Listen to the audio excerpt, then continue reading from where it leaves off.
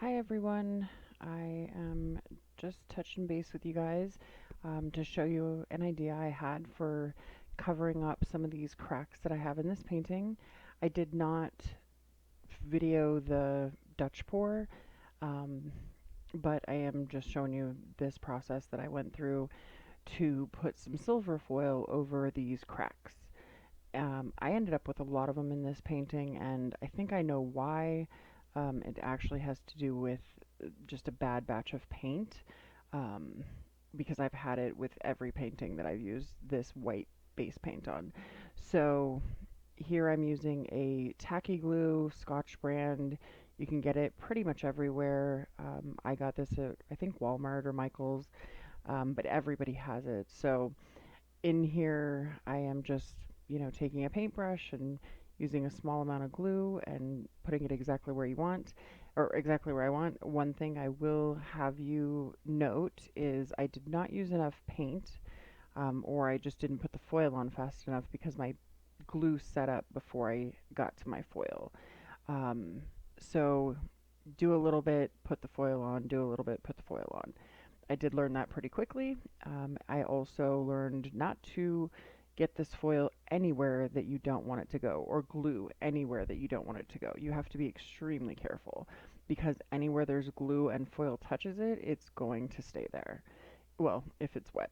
Um, every video I've watched says, put your glue on, let it sit for a minute, and then put your foil on. That is not the experience I had. You really need to use the glue, immediately put the foil, and then, I let it sit for a few hours before I brushed it off.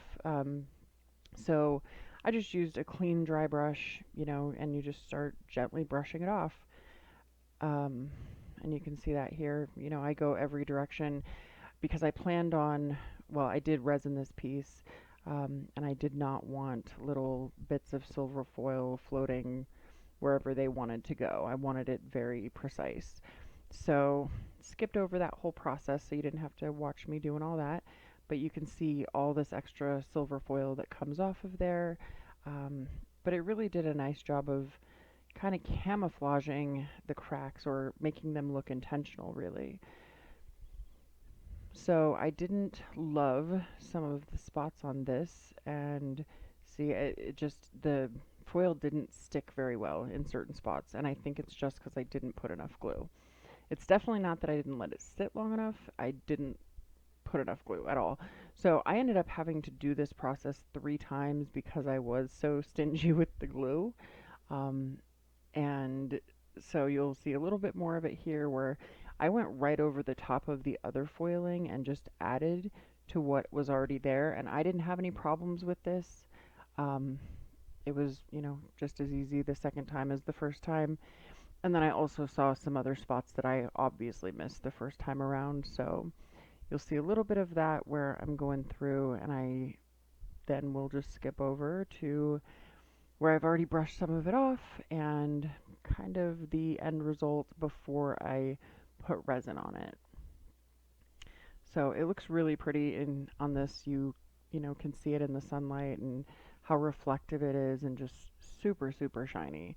Um, Definitely, like I said though, make sure you get off any little pieces. This is actually after the second coat. I ended up putting another, not second coat, the second foiling. I ended up doing it one more time and adding a few other spots just to accent it more than covering anything up. I do use Clearcast 7000. I really prefer it to the couple that I've tried. I get no air bubbles almost ever. I, don't have any issues with it. It domes fine. It, is perfectly thick enough.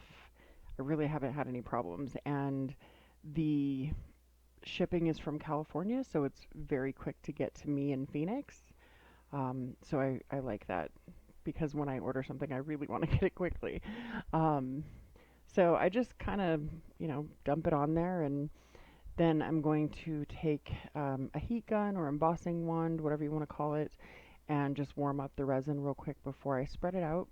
And then I spread it over the whole thing. I even do the edges because I don't want the top of something to be all shiny with the resin and then the sides you know, just the flat paint. So you can see I resined all of it.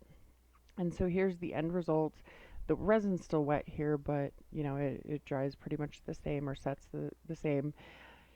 And like I said, I love it. I think it worked out really well. I thought this was one of my better ideas, and hopefully you guys think this is a decent video, and hopefully it helps you out.